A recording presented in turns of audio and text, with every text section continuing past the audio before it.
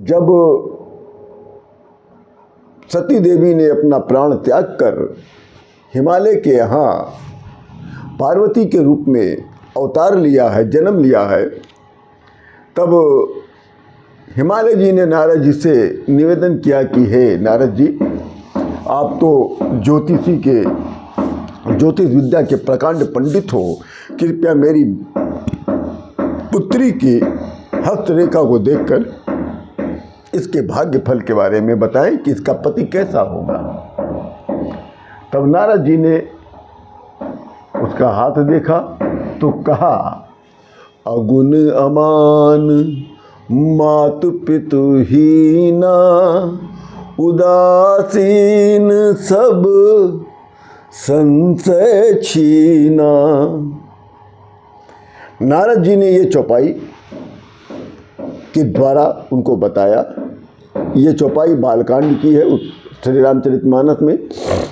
नारद का अर्थ होता है न और रद, अर्थात जो कभी असत्य न हो।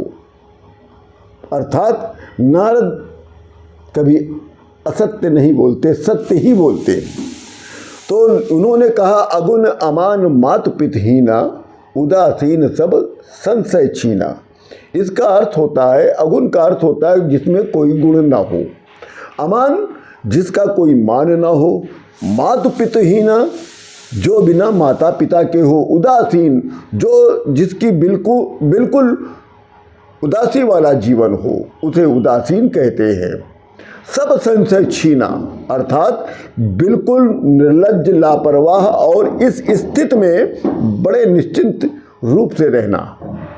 फिर उन्होंने कहा एक दोहे के रूप में, जोगी जटिल अकाम मन, नग्न अमंगल वेश, अस स्वामी यही कह मिलही, परिहस्त अस लेख। जोगी जटिल अर्थात जोगी नहीं बल्कि जोगड़ा अर्थात बड़े बड़े जटाओं वाला। अकाम मन अर्थात घर में भूंगी भांग न होना, कामना रहित मन का राजा होना। नग्न अर्थात शरीर पर एक वस्त्र भी न होना। अमंगल वेश शरीर पर चिता का भस्म, मानो की खोपड़ी की माला, सांप बिच्छू, बिल्कुल अमंगल अशुभ भेष वाला।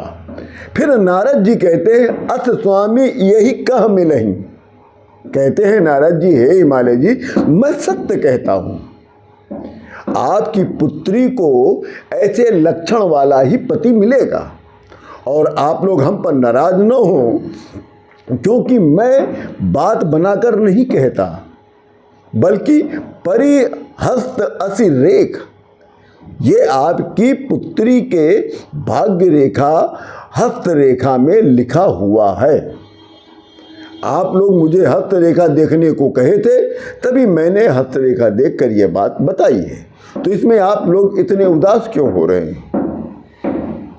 फिर कहते हैं, योगी नग्नो अगुणो अकामी, मार्त तात विवर्जिता, अमानो शिव बेसस पति रस्या किले दृशा।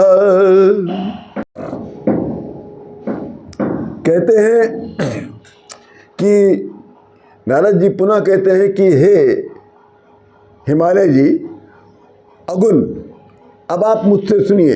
अब यहाँ पर नारद जी शिव जी की ही माया से, शिव जी की ही प्रेरणा से शिव तत्व का बखान कर रहे हैं। कहते हैं हिमालय जी, अगुण अर्थात गुणों से परे, गुणातीत, जो स्वयं ब्रह्म परमेश्वर स्वरूप ईश्वर, उसको कहते हैं अगुण। अमान अर्थात अभिमान रहित, जिसकी कोई सीमा ना हो। मातु पितहीना अर्थात स्वयं प्रकट, जन्म मरण से प्रलय, स्वयं प्रकट, जन्म मरण से परे, प्रलय काल से पूर्व तथा प्रलय काल में भी जो मौजूद हो, उसे कहते हैं मातु पितुहीना।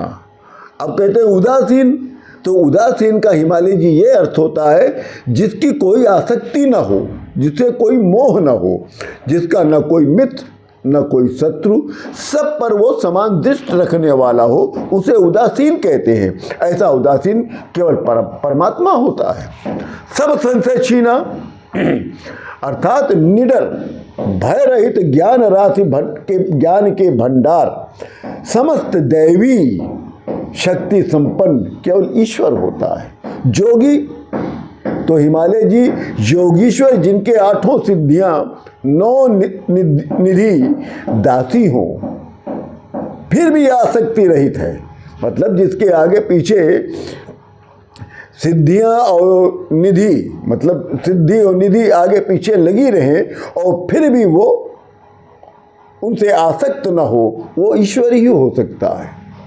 जटिल अर्थात उनकी प्राप्ति शिव तत्व से भी कठिन होती है। अकाम मन, जिसके मन में कोई कामना न हो, कोई इच्छा न हो, जिसके मन में कोई काम वासना न हो, वो कौन हो सकता है? केवल ईश्वर। और हिमालय जी मैंने नग्न कहा, तो नग्न का अर्थ होता है दिगंबर। आकाश ही जिसका वस्त्र हो, वो विराट स्वरूप जगत कल्याण करता केवल कौन है?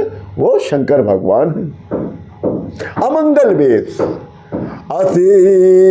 शिव बेस शिव बेस पुरारी, तो हिमालय जी भोलेनाथ ही है जो अशुभ वेश धारण करने पर भी कल्याण स्वरूप प्रत्यक्ष दिखाई पड़ते हैं। वेश अमंगल, परंतु समस्त चराचर को मंगल कल्याण करते हैं केवल एक, वो है भोलेनाथ।